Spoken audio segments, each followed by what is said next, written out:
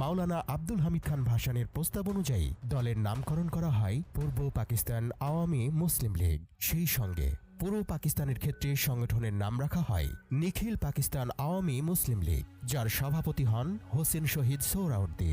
তরুণ নেতা শেখ মুজিবুর রহমানকে দলটির যুগ্ম সাধারণ সম্পাদকের দায়িত্ব দেয়া হয়। পরবর্তীতে সেই দলের নাম পরিবর্তন হয়ে হয় বাংলাদেশ আওয়ামী লীগ। 21শে ফেব্রুয়ারি 1952 21শে ফেব্রুয়ারি সাধারণ ধর্মঘট ঘোষণা করা হয়েছিল। ধর্মঘট প্রতিহত করতে ঢাকা বিশ্ববিদ্যালয় ও তার আশপাশের এলাকায় 144 ধারা জারি করা হয়েছিল।